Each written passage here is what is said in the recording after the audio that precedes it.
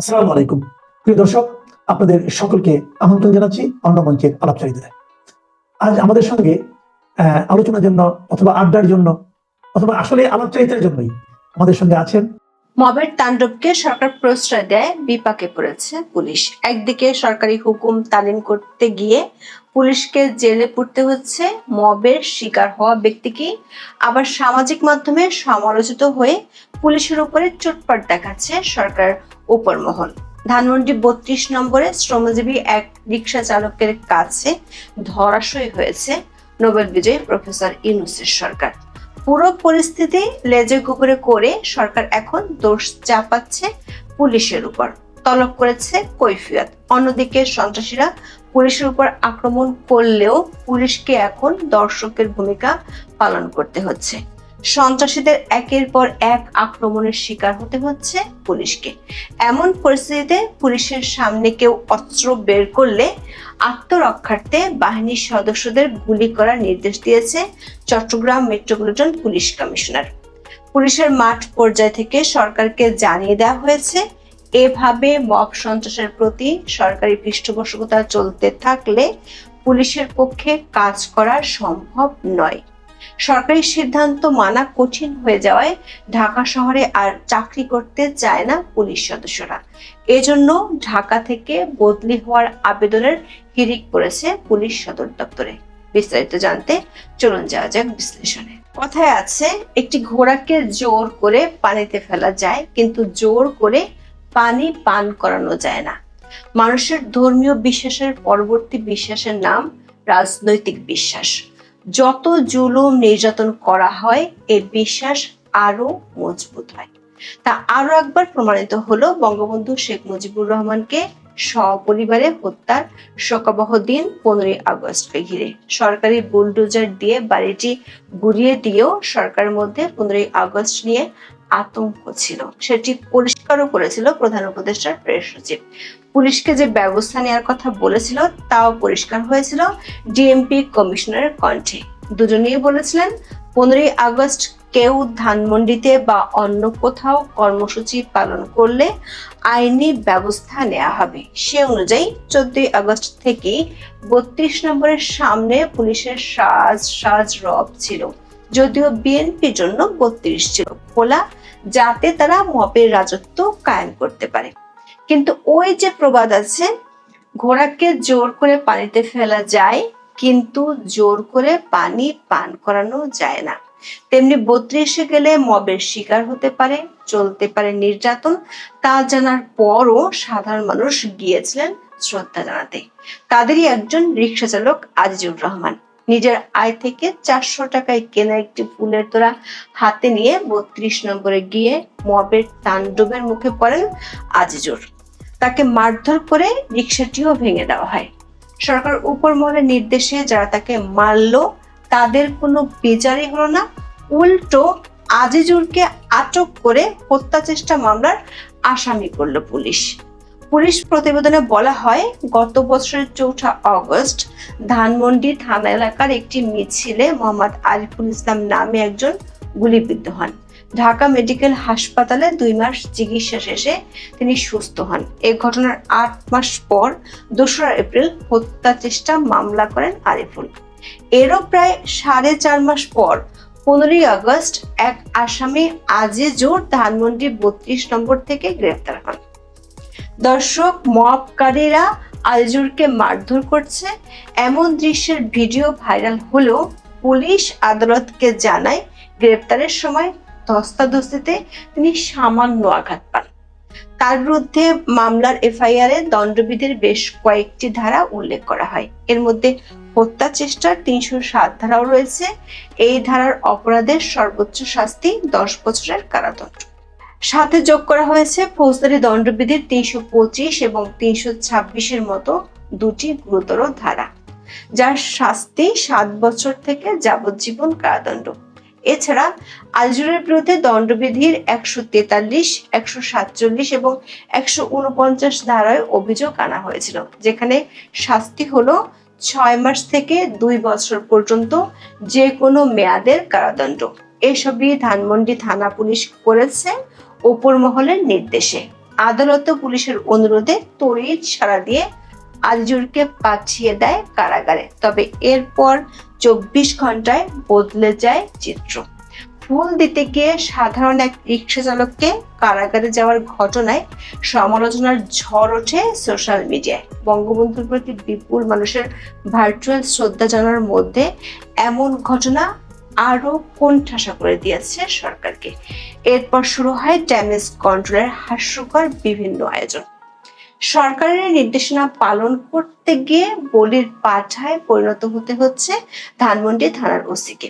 আজিজুরকে কোন বিবেচনায় গ্রেপ্তার করা হয়েছিল তার ব্যাখ্যা ধানমন্ডি থানার ওসির কাছে জানতে চেয়েছে সরকার।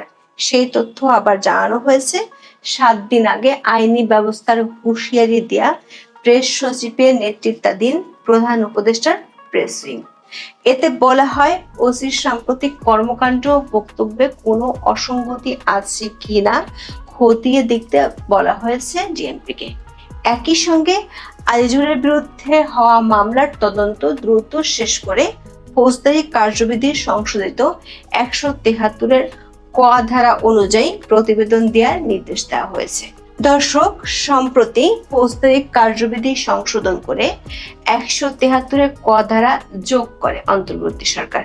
এ ধারা অনুযায়ী প্রাথমিক তদন্তে কারো বিরুদ্ধে অভিযোগের সত্যতা পাওয়া না গেলে তাদের মামলা থেকে অব্যাহতি দেয়া যায়, তবে পরে প্রমাণ পাওয়া গেলে আবার তাকে আসামি করা যাবে। মজার বিষয় হলো, আদালতে পুলিশের দেওয়া নথিতে বলা হয়েছিল মামলার ঘটনার সময়কার প্রত্যক্ষদর্শীদের সাক্ষ্য এবং বাদীর জবানবন্দি থেকে আজিজুরের জড়িত থাকার বিষয়ে প্রমাণ পাওয়া গেছে। অথচ সরকার এখন তার বিষয়ে 173 ক ধারায় প্রতিবেদন দিতে বলছে। এখানেই নাটকের শেষ নাই। পুলিশ আজিজুরকে যাবজ্জীবন কারাদণ্ড পাওয়ার মতো ধারায় মামলার আসামি করলেও এখন তাকে দাবি করছে সাধারণ নিয়মিত মামলা হিসেবে।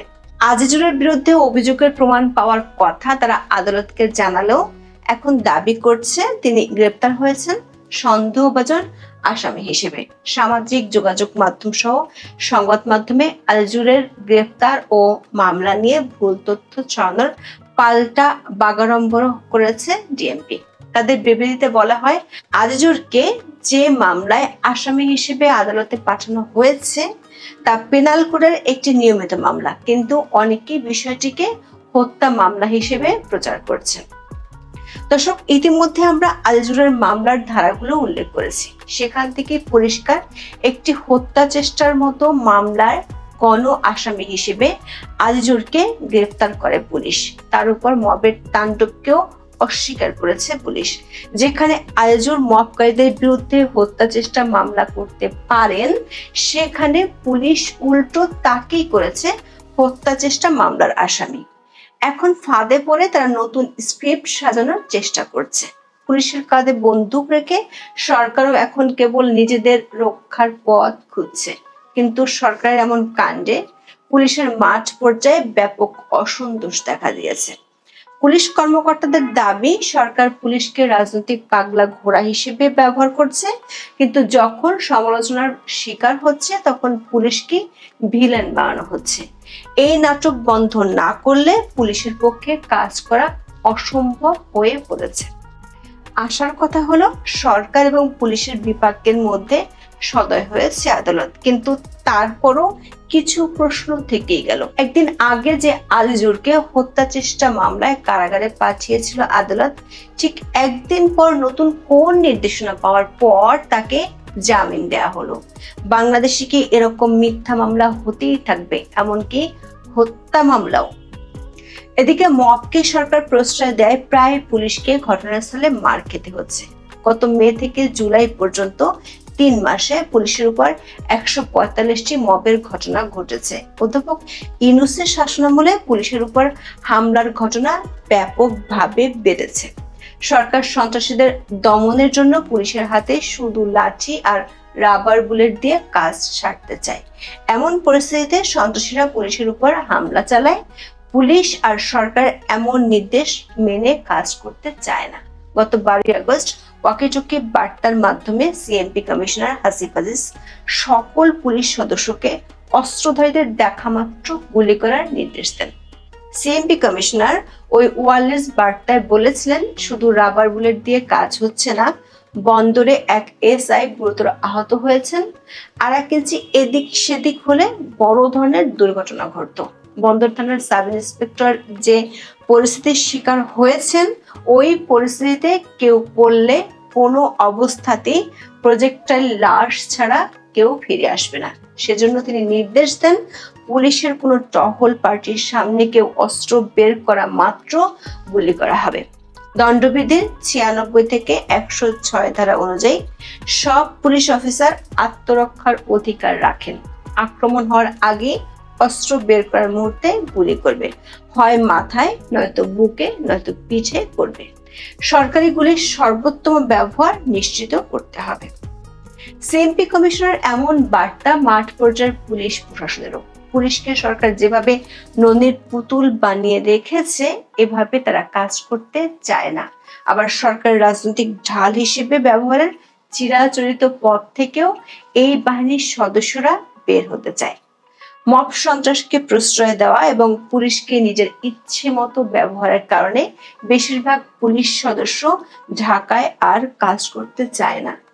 একসময় ঢাকা মহানগর পুলিশের পদায়নকে গর্বের মনে করতেন পুলিশ সদস্যরা, তাই ডিএমপিতে বদলি হতে চেষ্টা, তদবির, চিঠি, সুপারিশের অন্ত ছিল না। অথচ এখন ডিএমপিতে কর্মরত পুলিশের অনেক অধস্তন সদস্য ঢাকার বাইরে বদলি হতে চাইছেন।